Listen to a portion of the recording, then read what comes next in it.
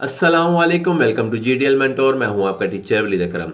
So guys, आज हम लोग सीखेंगे कि पेन टूल के साथ आप किस तरीके से जो है वो सिलेक्शन को करते हैं। हम लोगों ने पहले भी बहुत सारे सिलेक्शन टूल जो है वो कर चुके हैं। आप लोगों ने polygon, lasso tool, magnetic tool, magic wand tool, बहुत सारे हम लोगों ने सिलेक्शन टूल जो है वो इस्तेमाल किए हैं। लेकिन मैं प्रेफर करूंगा कि आपने कोई भी सिलेक्शन करनी होती है, आप लोग पेन टूल को ज़्यादा से ज़्यादा इस्तेमाल किया करें, क्योंकि पेन टूल के साथ आप सिलेक्शन कोई भी करते हैं वो बहुत ज़्यादा नीट और क्लियर होती है। तो आज हम देखेंगे पेन टूल किस तरीके से सिलेक्शन को करता है। तो वीडियो को एंड तक जरूर देखिएगा। अगर वीडियो अच्छी लगती है तो अपने दोस्तों के साथ शेयर कीजिएगा, लाइक कीजिएगा, और अगर आप लोगों का कोई भी सवाल है तो आप कमेंट सेक्शन में जाके आप मेरे से कमेंट कर सकते हैं। तो हम चलते हैं अपनी वीडियो की तरफ।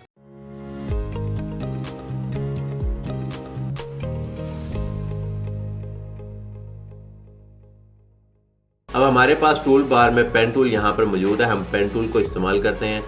हमारे पास पेन टूल के अंदर हमारे पास यहाँ पे पेन टूल की बहुत सारी ऑप्शंस हैं, आपके सामने यहाँ पर आ रही हैं कि फ्री फ्रॉम पेन टूल क्या है, उसके कर्व्स क्या हैं, ऐड एंकर पॉइंट क्या है, डिलीट एंकर्स क्या है, कर्व पॉइंट टूल क्या है। तो अब ये जो सारे टूल्स हैं वो आज की वीडियो के अंदर मुकम्मल डिटेल में आप लोगों को बताऊंगा कि आप किस तरीके से जो है वो बाकी आपके ये पेन टूल है वो किस तरीके से इस्तेमाल होते हैं और इनके फंक्शंस क्या हैं, आप क्यों इनको इस्तेमाल करते हैं, वो सारी आज हम डिटेल के अंदर बात करेंगे। तो हम यूज करते हैं पेन टूल को। पेन टूल को आपने सिलेक्ट कर लेना है। सिलेक्ट करने के बाद आपके पास अब शेप्स है। मैं ऑलरेडी आप लोगों को शेप्स के बारे में बता चुका हूं। अगर किसी को कोई प्रॉब्लम आ रही है शेप्स में तो मैं वीडियो का लिंक जो है वो डिस्क्रिप्शन में दे दूंगा, तो आप जाके वीडियो देख सकते हैं कि आप पेन टूल के साथ शेप किस तरीके से क्रिएट करते हैं। अगर फिर भी किसी का कोई सवाल आता है, किसी को कोई मसला आ रहा है, तो वो कमेंट मुझे कर सकता है। मैं इंशाल्लाह उसको भरपूर कोशिश करूंगा मैं आपको अच्छे तरीके से मैं गाइड करूं। तो हम यहाँ से अब शेप्स के पैनल को ओपन करते हैं और इसको हम पाथ में कन्वर्ट कर देते हैं। कुछ इस तरीके से मैं यहाँ पर एक एंकर पॉइंट प्लेस करता हूँ। यहाँ पे मैंने जब क्लिक किया, माउस से लेफ्ट क्लिक किया, तो यहाँ पे एक ब्लू कलर का साइन आ चुका। ये मेरा एंकर पॉइंट है। एंकर पॉइंट के साथ हम लोगों ने चलते हुए आगे इस इमेज के जो अगला कॉर्नर आ रहा है वहां पे मैंने इसको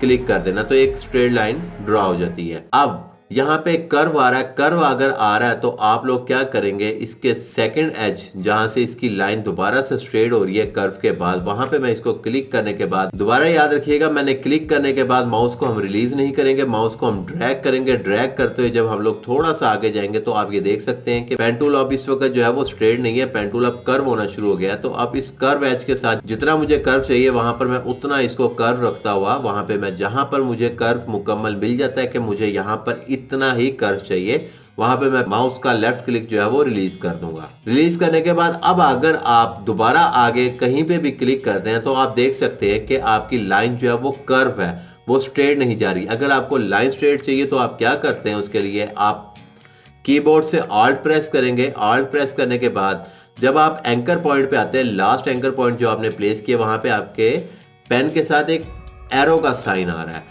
जब वो एरो का साइन आ रहा है वहां पर आप इसको ऑल्ट प्रेस करते हुए क्लिक कर देते हैं। क्लिक करने के बाद आप दोबारा से जो है एक स्ट्रेट लाइन ड्रॉ कर सकते हैं। तो अब स्ट्रेट लाइन हम यहां तक इसको ड्रॉ करते हैं। लाइक इस जगह पे मैं इसको दोबारा से क्लिक कर देता हूं तो मेरे पास एक ये स्ट्रेट लाइन दोबारा से आ चुकी हुई है। अब हम इमेज को थोड़ा जूम कर लेते हैं। कंट्रोल प्लस प्रेस करके मैं इसको जूम करता हूं और स्पेस बार प्रेस करके हैंडल यूज करता हुआ मैं इसको इमेज को क्लिक करता हुआ जहां पर मुझे उसकी जरूरत है वहां पर इसको लाके हम प्लेस कर देंगे। अब आप देख सकते हैं मेरा एंकर पॉइंट जो है वो थोड़ा सा आगे जा चुका हुआ। तो मैं कंट्रोल प्रेस करके जब मेरे पास ये एरो की आ जाएगी तो मैं इसको दोबारा से क्लिक करके अपने एंकर पॉइंट को रीएडजस्ट कर लेता हूँ जहां पर मुझे उसकी जरूरत है। यहाँ पर मुझे उसको रखना है, मैंने यहाँ पर इसको प्लेस करके मैं इसको क्लिक छोड़ देता हूँ। छोड़ने के बाद अगेन मैं यहाँ पर दोबारा से क्लिक करता हूँ। क्लिक करने के बाद मैं यहाँ पर जब मुझे कर्व चाहिए थोड़ा तो मैं यहाँ पे क्लिक करके माउस को ड्रैग करूंगा तो मेरे पास ये क्लिक, मेरे पास यहाँ पर फिर से एक कर्व पॉइंट आ जाता है। अब कर्व के बाद अगर आगे भी आपका कर्व आ रहा है तो अगर आपको जरूरत पड़ती है तो आप लाइन को स्ट्रेट करें, अगर आपको जरूरत नहीं पड़ती तो आप जो है इसको बिल्कुल इस तरह क्लिक करते हुए आगे उसको कर्व एज दे सकते हैं। अब बात आती है कि यहाँ पर हमारे पास ये जो गोल सा साइन आ रहा है और ये गोल सा जो साइन आ रहा है ये किस चीज का है, ये आपके जो है हैंडल्स हैं। अब ये हैंडल किस चीज के हैं, आपके दोनों साइड के ऊपर हैंडल होते हैं। एक राइट साइड को यूज करता है, एक लेफ्ट साइड को यूज करता है, राइट कर्व और लेफ्ट कर्व। जब आप लोग इसको यूज करना चाहते हैं आप क्या करते हैं, कंट्रोल प्रेस करते हैं। कंट्रोल प्रेस करने के बाद आप अपने कर्व को ऊपर नीचे कर सकते हैं। अब अपने कर्व को जो है वो रीएडजस्ट कर सकते हैं। आपको कर्व कहां पर चाहिए, आप हैंडल के साथ भी उसको एडजस्ट कर सकते हैं। मेरे पास यहाँ पे 2 हैंडल आ रहे हैं, एक राइट साइड के लिए, एक लेफ्ट साइड के लिए। मैंने जहां पर जिसको एडजस्ट करना चाह रहा हूं मैं उसको वहां पे एडजस्ट कर लेता हूं। अब यहाँ पर मुझे जो है इमेज बहुत बेहतर लग रही है कि यहाँ पर मेरी सिलेक्शन इस चीज की आ रही है, तो वहां पर मैं इसको एडजस्ट कर लेता हूँ। कुछ इस तरीके से जो है वो आप पेन टूल को जो है वो अपनी इमेज के साथ साथ क्लिक करते हुए इस्तेमाल करते हैं।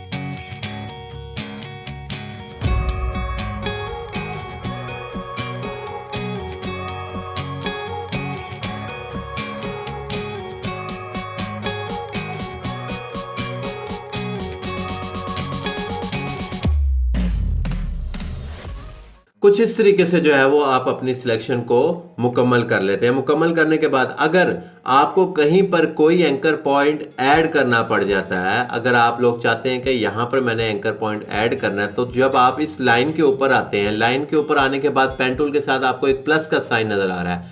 जब प्लस का साइन नजर आएगा तब आपने वहां पर क्लिक करना है। क्लिक करने के बाद आपके पास एंकर पॉइंट आ जाता है। उस एंकर पॉइंट के साथ आपके पास 2 उसके हैंडल आ जाते हैं। आप कंट्रोल प्रेस करके इनको मूव करके रीएडजस्ट कर सकते हैं जहां पे आपने इसको प्लेस करना है। अब अगर आपने एंकर पॉइंट को डिलीट करना है, अगर कोई एंकर पॉइंट आपको लगता है एक्स्ट्रा आ चुका है, आप उसको डिलीट करना चाह रहे हैं, तो पेन टूल के साथ जब आप उस एंकर पॉइंट के ऊपर माउस को लेके आते हैं तो आपके पेन के साथ जो है वो एक माइनस का साइन आ रहा होता है। जब माइनस का साइन आ रहा है तब आपने उसके ऊपर क्लिक करना है, तो क्लिक करने के बाद आपका जो है वो एंकर पॉइंट डिलीट हो जाता है। हम यहां पर आ जाते हैं जो हमारा फर्स्ट पॉइंट है, जहां से हम लोगों ने स्टार्ट किया था पेन टूल को इस्तेमाल करना। वहां पर जब आते हैं तो पेन टूल के साथ आपको एक सर्कल सा साइन नजर आ रहा है। जब ये सर्कल सा साइन नजर आएगा तब वहां पर आपने इसको क्लिक कर देना है। क्लिक करने के बाद अब आप देख सकते हैं कि यहाँ पर मेरा पास जो है वो कंप्लीट हो चुका हुआ है। अब कुछ इस तरीके से मेरी जो है वो इमेज कंप्लीट सिलेक्शन उसकी आ चुकी है मेरे पास। मैंने उसको सारा जो है उसका पाथ सिलेक्ट कर लिया हुआ है। अब सिलेक्शन करने के लिए अब हमने आगे क्या करना है, मैं माउस का राइट क्लिक प्रेस करूंगा। राइट क्लिक प्रेस करने के बाद मैं थोड़ा सा नीचे आता हूं, मेरे पास यहाँ पे ऑप्शन आ रही है मेक सिलेक्शन की। हम मेक सिलेक्शन के ऊपर जब क्लिक करते हैं तो हमारे पास यहाँ पे मेक सिलेक्शन की एक बार ओपन हो जाती है। वो हमसे पूछता है फीदर रेडियस आपने क्या देना है। अब फीदर रेडियस क्या है, ये पिक्सल्स के अंदर होता है। पिक्सल्स का मैं पहले ऑलरेडी बता चुका हूं, अगर किसी को नहीं पता कि पिक्सल्स क्या होते हैं तो आप मेरी पहली वीडियो जाके चेक कर सकते हैं। वहां पे मैंने आपको डिटेल के अंदर बताया हुआ है कि आप पिक्सल्स किस तरीके से इस्तेमाल करते हैं, पिक्सल्स होते क्या हैं और पिक्सल्स क्रिएट कैसे होते हैं। अब फीदर जब हम लोगों ने इस्तेमाल करना है कि हमने फीदर कितना रखना है। अब फीदर क्या होती है बात, यहाँ पर सवाल ये पैदा होता है कि ये फीदर रेडियस है क्या। अब आप जब इमेज के साइड कॉर्नर एजेस जब आप देखते हैं, हम लोगों ने जब सिलेक्शन टूल पहले इस्तेमाल की थी, पॉलीगॉन इस्तेमाल किया था, लेसो टूल इस्तेमाल किया था, उनके अंदर उसके एजेस जो है बहुत ज्यादा शार्प होते हैं। आप इमेज को कहीं पे भी प्लेस करेंगे तो आपको वो वाजिया क्लियर नजर आएगा कि यहाँ पर इमेज फेक है, ये इमेज इस जगह पर नहीं थी, यहाँ पर प्लेस की गई है। आपको कुछ इस तरीके से जो है वो इमेज फील होती है। तो हम इमेज को ऐसा फील ना हो कि वो इमेज आपको फेक लगे, हम उसको क्या करते हैं, उसके फीदर जो है वो बढ़ा देते हैं कि उसके कॉर्नर एजेस जो है इमेज के वो थोड़े से आपको ब्लर नजर आए। फॉर एग्जाम्पल अगर हम यहाँ पर फीदर जो है वो 20 कर देते हैं, 20 पिक्सल करके मैं इसको ओके करता हूं, तो अब क्या होगा, अब इमेज के ऊपर क्या रिएक्शन आएगा, इमेज के ऊपर क्या उसका इंपैक्ट पड़ता है वो हम लोग देखते हैं। कि अब मेरी ये सिलेक्शन आपके सामने आ चुकी है। मैं इमेज को थोड़ा सा जूम आउट करता हूं। जूम आउट करने के बाद अब आप ये देख सकते हैं कि मेरा बैकग्राउंड सिलेक्ट नहीं है, मेरी सिर्फ जस्ट इमेज जो है वो सिलेक्शन में ही है। अब इसको हम कॉपी कर लेते हैं कंट्रोल जे प्रेस करके। कॉपी करके मैंने इस हाउस को जो है वो कॉपी करके इस इमेज में से, बैकग्राउंड लेयर में से मैंने इसको निकाल लिया। अगर हम बैकग्राउंड लेयर की विजिबिलिटी को ऑफ करते हैं तो हमारे पास यहाँ पे ये इमेज आ चुकी है। अब मैं इसको जूम करके दिखाता हूँ तो आप देख सकते हैं कि इसके जो है वो कॉर्नर एजेस बहुत ज्यादा आपको ऑरेंज टाइप के बहुत ज्यादा ब्लर आपको नजर आ रहा है। अगर यहाँ पर हम एक न्यू लेयर क्रिएट करते हैं, न्यू लेयर क्रिएट करने के बाद ऑल्ट बैकस्पेस करते हैं तो हमारे पास कलर जो हमारे पैलेट के अंदर ब्लैक कलर था वो आ चुका है। लेयर 1 को हम ड्रैग करके ऊपर की तरफ ले आते हैं टॉप पे, तो अब आप देख सकते हैं कि इसके सारे एज पॉइंट जो है वो सारे ऑरेंज कलर में आ रहे हैं। तो ये हमें इमेज बहुत ज्यादा जो है वो बुरी लग रही है, हमें अच्छी नहीं लग रही। अगर हम लोग इसके फीदर कम रखते हैं तो ये लेट्स सपोज बहुत ज्यादा, अगर हम इसके फीदर कम रखते हैं, 10 ना रखते तो ये इमेज हमें बहुत ज्यादा और अच्छी लगती। तो हम कंट्रोल Alt Z प्रेस करके अंडू करते हैं। अंडू करने के बाद हम इसकी मेक सिलेक्शन दोबारा करते हैं। मैं अब इसके फीदर पॉइंट जो है लेट्स सपोज मैं इसको 3 रख के ओके कर देता हूँ। 3 रख के ओके करने के बाद हम दोबारा कंट्रोल J करेंगे। J करने के बाद create a new layer, Alt backspace किया, ब्लैक कलर हमारे पास लेयर पे आ चुका है। लेयर 1 को मैंने अपवर्ड कर दिया। अब आप देख सकते हैं कि इसके फीदर पहले की तरह नहीं है, बहुत ज्यादा कम हो चुके हैं। अगर हम इसका पॉइंट और डाउन कर लेते हैं, 1 कर लेते हैं, 2 कर लेते हैं, आप अपनी इमेज के हिसाब से जितना आपको फीदर अच्छा लग रहा है अपनी इमेज के ऊपर आप उतना रखें। जितना फीदर कम होगा, अगर ज्यादा भी आप बढ़ा देंगे तब भी इमेज आपकी बहुत बुरी लगेगी, और आप बिल्कुल 0 कर देंगे तब भी आपकी इमेज बहुत बुरी लगेगी। अब आप देख सकते हैं कुछ इस तरीके से मेरी इमेज की सिलेक्शन जो है वो मेरे पास आ चुकी हुई है। अब इस इमेज को मैं कहीं पे भी प्लेस कर सकता हूं। मेरे पास कोई भी बैकग्राउंड है, मैं कहीं पे भी प्लेस करना चाहता हूं, मैं वहां पे भी कर सकता हूं। लेट्स सपोज मैं इसको यहां से सिलेक्ट करता हुआ मूव टूल से अपनी एक और इमेज के ऊपर लेके जाता हूं। यहां पे इसको मैं प्लेस करता हूं। शिफ्ट Alt प्रेस करके मैं इसको रीसाइज कर लेता हूं, थोड़ा छोटा करके हम इस चेयर के ऊपर इसको एडजस्ट कर लेते हैं कुछ इस तरीके से। तो आप देख सकते हैं कुछ इस तरीके से जो है वो मेरी इमेज यहाँ पर प्लेस हो चुकी हुई है। आप भी कुछ इस तरीके से जो है अपनी इमेज को मुख्तलिफ तरीके से कट कर सकते हैं, वहां पर अपने बैकग्राउंड को चेंज कर सकते हैं। तो गाइज आई होप आज की वीडियो आपको बहुत अच्छी लगी। अगर वीडियो अच्छी लगी तो अपने दोस्तों के साथ शेयर कीजिएगा, लाइक कीजिएगा, और मुझे दीजिए इजाजत। अपनी दुआ में याद रखिएगा। अल्लाह हाफिज।